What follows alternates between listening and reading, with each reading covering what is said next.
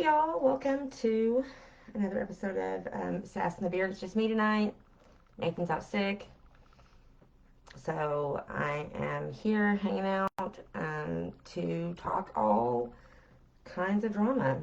I'm pumped. I'm gonna give people just a second to join because it's just me. Like, it's not as fun.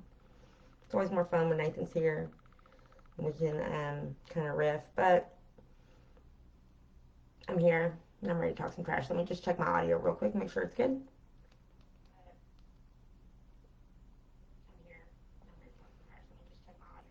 All right, sweet. Well, let's jump in. I'm gonna be talking about a bunch tonight. One of the first things though is about Russellville School Board had a meeting. I posted a video earlier, and then I posted a couple other clips the other day, and so I'm just gonna kind of dive into this first. Feel free to ask questions. Let me know what you think in the chat. Before I get started, I do want to just thank our sponsors for Sass and the Beard, Plant Parlor, who is moving downtown now, Retro Roast Coffee, also downtown, and always the Offbeat Times. Couldn't connect with them tonight. They're not actually doing our production, but they make us look cool the rest of the time. So tonight it's just me coming in from home. Um, yeah. And because I'm home doing this and I don't have to drive afterwards, y'all get me, typically I'm on my first gin and tonic when I am doing the show. But tonight, because I'm at home, I'm on my second. It's going to be fun. All right. Hang with me. So, Russellville School Board. Y'all, I cannot get enough. I don't know what I'm going to do with myself when Jeremy Keister's not on the board next month. I really don't know what I'm going to do because this man is so much drama that he keeps me entertained. So, on the 20th, so last week, when the Russellville School Board had their regular board meeting, we posted a clip where Jeremy Keister was really like, he's the school board president, he's on his way out, he didn't run for re-election, so after this month, there'll be a new, depending on the election right now that's going on, be a new school board president, or school board member that takes his seat. Somebody else will roll into being president. Anyways, so at the meeting, Don Jackmore, one of the school board members, said that, they were about to vote on renewing the superintendent's contract to 2027. Don Jackmore made a comment in the meeting that, he had not been able to receive a copy of the contract yet, and so he would not be voting for it just because he hadn't been able to see it. And explained how he had been out sick with the flu, after some travel. I think everybody's relating to that right now. Some kind of virus took Nathan down. Like everybody I work with has been sick. It's just one of those things. But anyway, so Don Jackmore in school board, he was not able to get his evaluation turned in.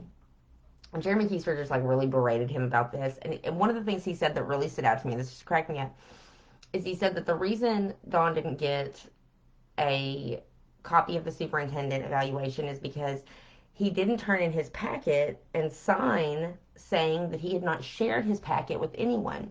And Keister said in that quote, he said, we've had a problem with that, with people leaking the superintendent contracts. Like, bro, you're the problem. We we had a copy of Dr. Gocher's performance evaluation and his contract, and that was because they fired him. When they fired him, his performance evaluation became a public record because it was part of the decision, that it was part of the materials, the documentation that went into deciding to terminate him. And we're going to talk about Dr. Gocher here later, so we'll get to that. But he says, we've had a problem with this. Well, yeah, you were the problem. You terminated him, and so it became public record. Like, the drama over things that they just actually don't understand how they work is just shocking. But anyways, so they went ahead, voted it in. Don Jackmore said that he was not able to, vote for it because he hadn't seen the contract. It was pretty straightforward. I mean, I don't think anybody was real surprised that it was approved. But um, then so that was a regular meeting. Long meeting. They had a whole agenda, lots of stuff they talked about, lots of really good stuff that was going on. And then the next day, they called a special meeting. like with 2 hours notice, like an emergency meeting to discuss the creation of a new position as like a communications assistant. That's not what they called it, like a public information officer or something. But basically, what the job description was to help with Freedom of Information Act requests. And so they have this meeting, and I posted the audio on our this clip on our page a little while ago, so you can go back and listen to it for yourself. But they have this meeting, and they just like go off about how overwhelming the Freedom of Information Act requests are and how disruptive they are. And a lot of this is, again, Jeremy Keister just going off about how disruptive these have been. And they just go all into, how this is people in our community. And Georgianne Rollins goes in saying, yeah, do these news organizations, I mean, she didn't say our name, but do they know how much harm they're causing to the district? Like all this stuff that they're having to spend money on this now with FOIA requests because they don't because they have to deal with this. So, being who I am, I just sent an FOI request that night for all of their FOI requests because when they got into that meeting, they said that they had received a request that day and they heavily implied that it was from a local person or organization that had received a request that day that was 10,000 pages, 9,000 pages, this overwhelming, and oh my gosh, they have to print it all out, and it's just so terrible, and they just can't deal with it. Well, I knew that I had sent 2 FOI requests in the last, 2 weeks at that point, and both of my requests had had one-page responses. So I knew that the 10,000 page request had nothing to do with us at all. But I listened to the audio, and they go on and they talk about repeatedly, Donna Heinzman asked, is this coming from like activist groups or is it coming from people here in our community?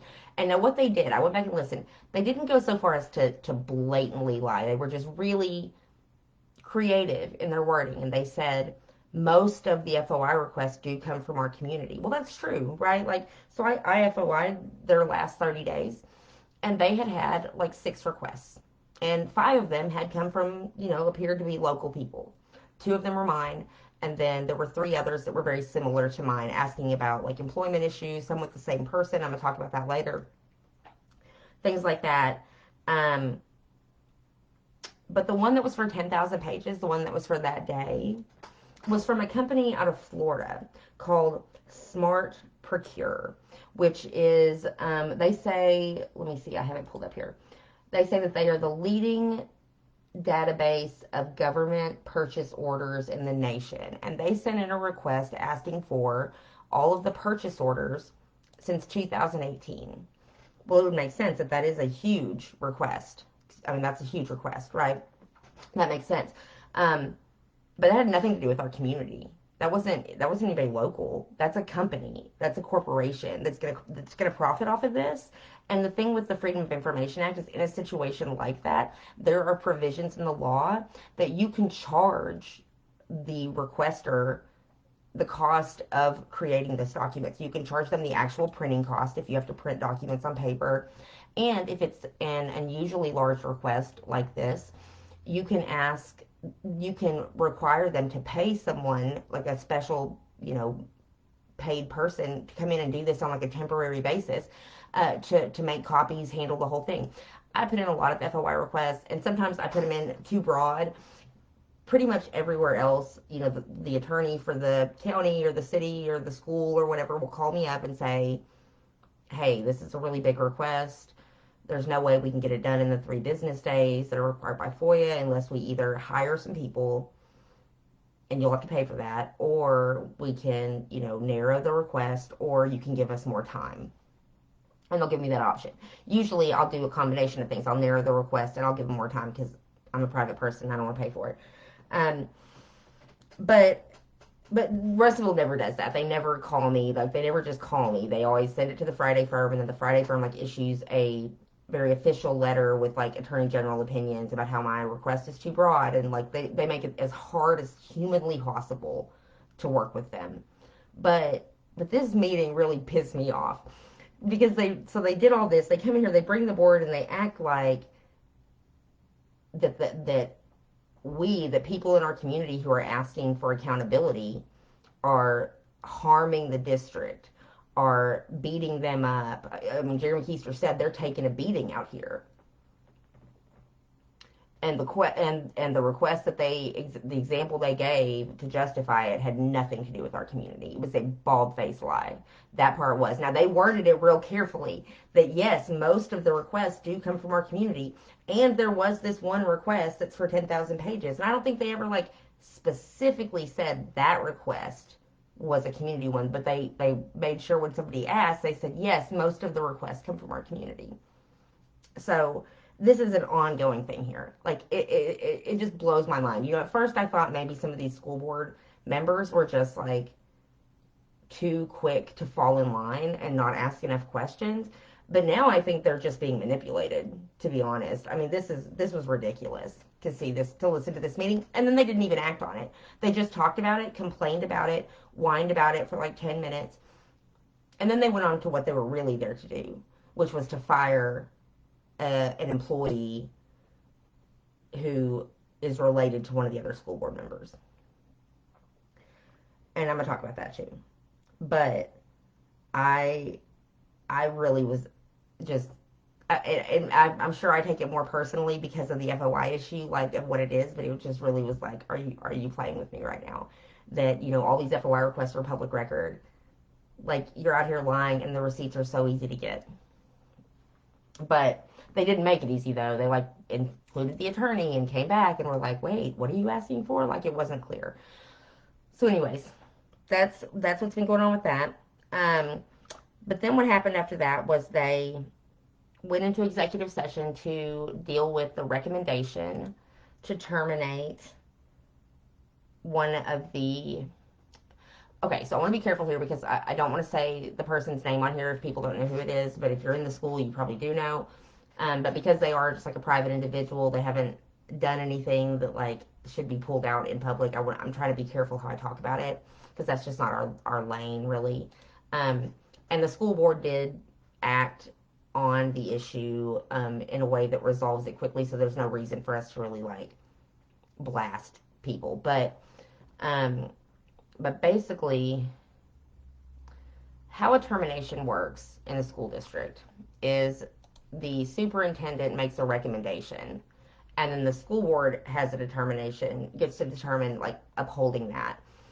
They don't necessarily get to say like, well, what about doing some other kind of remedy? You know what I mean? Really, they're supposed to act like make a decision based on the superintendent, their recommendation, and then that person can have a hearing and present a defense. In this case, the person did not present a defense, but what was going on with it was some messages were exchanged between this individual and a student. They were not sexual in nature, but they were, which is what I think everybody's mind immediately goes to, just out of things that have happened in our area and that happen in schools. But they were not sexual in nature, but they were inappropriate to some extent. And the school board did vote to terminate this person who's a coach and assistant principal. Now, it seems very questionable to me based on like what actually happened here and based on how we've seen other situations like this handled. It does seem a little retaliatory, like not necessarily by the school board, but the person who makes the recommendation to terminate is the superintendent, and it did seem like a really aggressive way of handling the situation. And it just so happens that this person is the son-in-law, is the family member of, I shouldn't have said that, is the family member of a school board member who has consistently pushed back against the superintendent, has kind of been a thorn in the side. And so I'm not saying that's exactly what happened, but I'm saying there is definitely an appearance of this being a little bit personal. So people have been asking me about it. That's about as much as I can say. There's not a lot of information that can be like put out in public without,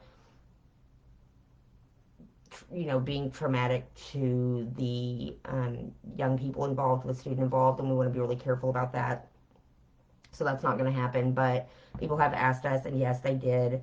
At the end of that meeting, after they whined about having to do Freedom of Information Act requests, and then took no action on it, they just went into that executive session, and then came out and voted to terminate this person.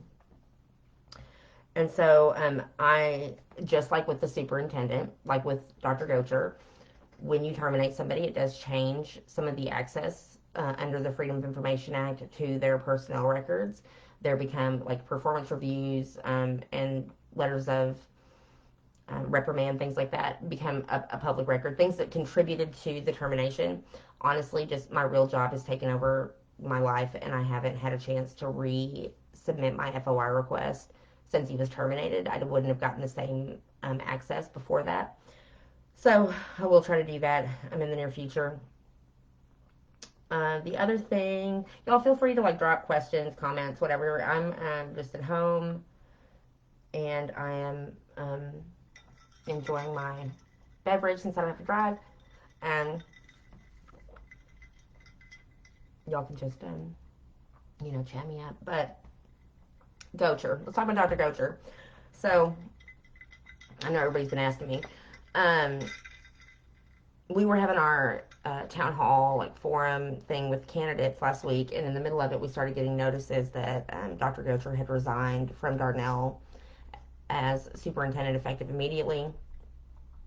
There were some public comments that came out, and things that people said from both sides. That Dr. Gocher put out a statement, and the school board put out a statement, and really nobody said anything in those. I followed up with them, really didn't get very far.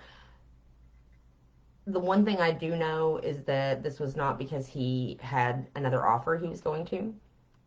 Like, there wasn't like another job lined up that he's like leaving to go to. Some people ask that. I know that's not the case. But I don't think we're going to find out. Like, I think this is one of those situations where we're not going to find out what happened, because unlike what happened at Russellville, Dr. Gocher resigned, and so that really closes up the personnel file side of it a lot more, and nobody's talking. They all kind of, I think, learned their lesson after the last time, and so I don't think we're going to find out. I don't think there's anything, like, usually if there's anything, like, really ugly, it's going to leak. I don't think there's anything like that going on. I don't know, but I just, nothing has indicated that to me, but I don't think we're going to find out, like, what the underlying cause was, unless somebody starts talking at some point. But that's sort of where it's at. It's unfortunate. I know that Russell was lucky to have him. Yeah. And then Darnell was lucky to have him. He's a great leader. I mean, not a perfect person, right? Like, I'm not saying that, but it is an unfortunate loss. Anyways, so let's see, what else has been going on? What else has been going on? The anti-casino group, Local Voters in Charge, I think that's the name they settled on. They've changed their name like 4 times, I think. Just this time, like, I mean, it's pretty normal to change your name of your ballot question committee, like, from election cycle to the next election cycle, but it is kind of unusual to change your name like 3 times in the same election cycle. But what else? They did it. And so Local Voters in Charge, that's the group now, they did submit language to the Attorney General's office on February 16th that would be for a constitutional amendment to remove the Pope County casino license and require a local election for any future casino license. That went to the secretary, so it goes to the Attorney General's office. They'll have to determine if the ballot title is accurate and not misleading, and all these things, to certify the ballot title before it can go to signature collection phase to get signatures on it, on the petition. They have not been certifying anybody's initiative on the first submission, so I will be surprised. Very rarely does somebody get their ballot title certified on the first submission, but we should be getting a response on that just any time. That's not come out yet, but we should be expecting a response anytime. Like I think we're coming down to the end of it, and they may already have it. It may just not be public yet. I usually check the Arkansas Extension Agency. I usually check their site. They are great at tracking ballot measures, but I'm not sure how frequently they get the rejection letters, and so I would bet that they'll have it updated in the next few days if they've got it. So that's out there. The Vista Place Apartments, man, have y'all been following? Have y'all been following this? Vista Place Apartments, it's crazy. So this apartment complex, it's this big apartment complex. There's a lot of tech students over there, and they earlier this year were having problems with power outages because the people who own it, like the corporation that owns it, hasn't been paying the electric bill, and they haven't been paying the trash bill either. And so like the dumpsters are just overflowing with trash. Crazy. I mean, just the amount of trash flowing out of this. There's been all kinds of pictures online. And finally, the dumpster's caught on fire twice. It's crazy. But the city went over there and they did start like cleaning it up and hauling all the trash out and stuff. I mean, it's not normally something the city would take on because this is really an issue of the property owner not paying their fine, but it does become kind of a public health issue and a safety issue. So they went over, started hauling all the trash out. Hopefully we'll get that straightened out for people. I know the city is working with the Attorney General's office trying to get it straightened out, but it has not. Nothing's really happened yet. I know it's gonna be a slow process. They're trying to work with them and keep everybody like that's living there in safe conditions. Since this is not through any fault of their own, but it is a complicated issue. Now, if you live there, if you know somebody who lives there and they're having problems, they need to reach out to code enforcement, the city of Russellville, and file a complaint if they have something like this happen again. This has been an ongoing issue, and the city is definitely working on it. They've issued citations and stuff like that. And it's just, one of those things where it's going to take a little bit of time to get through the process because Arkansas does not have great protection for people who rent. Let's see. Ooh, something positive that's happening. I'm really excited about. Um, Point Remove Brewery announced it like they're moving in downtown. So excited. They have a wine case now at the old bank with Point Remove wine. It's available at Old Bank. It's very good, and they are going to be local, going to be here. I love that part of the entertainment district. So that's going on. I think that's about it, y'all. I'm trying to think if there's anything else. Local elections happening. It's early voting right now. Super Tuesday coming up on Tuesday. March 5th is the election day, last chance to vote. We've not had a huge turnout. Less than 2,000 people, I think, have voted so far. There's about 38,000 voters in Pope County, and about 2,000 have voted. So make sure you get out there and vote. Oh, yeah, Sarah said, so excited for Point Remove coming. Girl, me too. I'm so excited. I love what's happening downtown. I think it's so good. People sending me messages. Let's see here.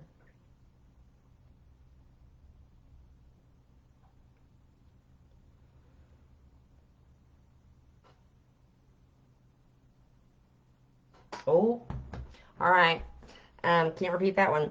But there's good stuff happening. There's crazy stuff happening. But yeah, make sure you get out and vote. School board. If you live in the Russellville School District, there is a school board election. If you reside in the district, you can vote on it. It's an at-large position. You don't have to have a kid in Russellville. When you go to vote in a primary, right now they'll ask you if you want a Democrat, Republican, or independent or nonpartisan ballot. School board will show up on all of those. So will local district judge race. That is for the seat that was held by Judge Don Bourne for so long. Now there are two people running against each other for it. Former Judge Carol Collins and local attorney Deidre Luker, who is the attorney for the city and for the county, I'm sorry, and for the city of Pottsville and several other. I think the world of Deidre and Carol Collins. They're both great. 4 people running for Russellville School Board. Yeah, just a lot going on.